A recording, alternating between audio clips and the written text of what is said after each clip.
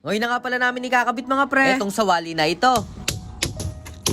Nirush na nga pala namin ngayon mga pre. Para nga pala makita natin yung resulta ng Lulu House na ito. Ay grabe naman talaga. Kacha!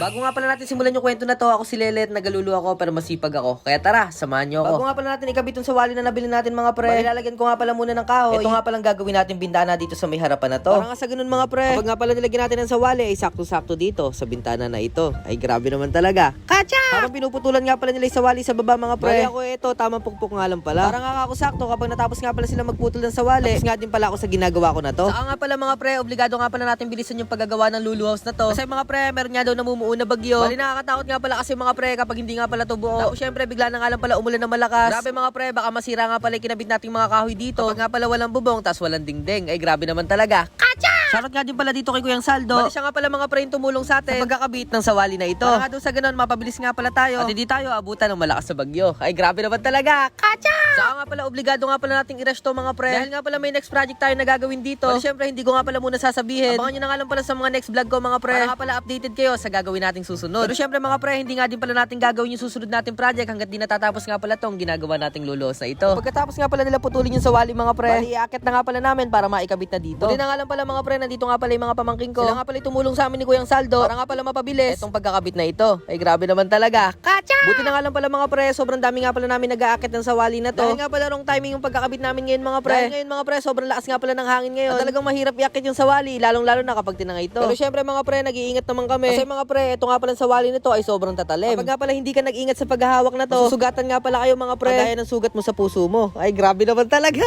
Kacha! Bali syempre marami nga din pala magtatanong mga pre kung bakit nga daw ba sawali yung kinabit natin ditong pandingding. Bali ito nga lang pala yung kasagutan dyan mga pre. Yung sawali kasi mga pre sobrang lamig. Tsaka lalagyan nga pala namin ng kugon to. Pero syempre bago nga pala natin lagyan ng kugon, bali lalagyan nga pala muna natin ng goma para nga pala mas tumibay to. At higit sa lahat mga pre, lalagyan nga pala natin ng net yung kugon na ilalagay natin dito na pambubong. Obligado kasi yun mga pre. Para nga sa ganun hindi nga pala malagas ng hangin yung kugon na ikakabit natin dito. Yun nga din pala yung mga suggest ng mga tao dito nanonood sa atin mga pre. Tapos bali sinabi na nga din pala ng mga tito ko sa akin, yun nga daw ang pinakamaganda rito. Pero syempre mas maganda ka. Ay grabe naman talaga. Kacha! Sobrang hirap nga din pala magkabit na to mga pre. Kasi wala nga pala kaming tungtungan at wala kaming kapitan. Pero syempre may lahi nga pala tayong Spider-Man kaya nagawan nga pala namin ng paraan. Pinutol na nga din pala ni Kuyang Saldo yung pangkabila naming ilalagay dito na dingding. Tapos ako habang pinuputol nga pala ni Kuyang Saldo yun, bali inaayusan ko na nga pala dito. Para nga sa ganun may kakapitan nga pala tayo kapag kinabit na natin to. Pagkatapos nga pala namin gawin yung ginagawa namin mga pre, bali ito inakit na nga na naman namin itong isang sawali na ito. Para nga pala maikabit na namin ng mabilis mga pre dahil nga pala papahapon na din. Tapos grabe mga pre, habang papahapon nga pala dito sa may probinsya namin, halos lumalakas talaga yung hangin. Ito nga palang gawing unahan na to mga pre, bali hindi pa nga pala to tapos. Pero syempre gagawa na nga pala natin ng paraan. Para nga pala makakabit na natin, baka kasi mabalinghat ng hangin. Big shoutout nga din po pala sa mga followers natin na patuloy na sumusuporta. At syempre maraming salamat po pala sa mga naniniwala na kaya kong buuin tong Lulu House na ito. Mga pre, kung wala nga palang naniniwala sa akin, bali hindi ko nga pala to kaya buuin. Kaya nagpapasalamat po ako sa inyo. Bali hanggang dito na nga lang pala video na to mga pre. Lagi yung tatandaan, ako si Lelet, nagalulu ako pero masipag ako. Kaya tara, samahan nyo ako.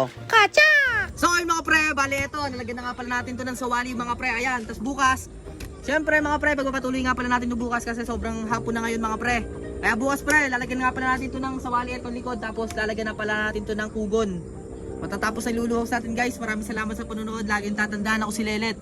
Nagalulu ako pero masipag ako. Kaya tara, samahan nyo ako. Kacha!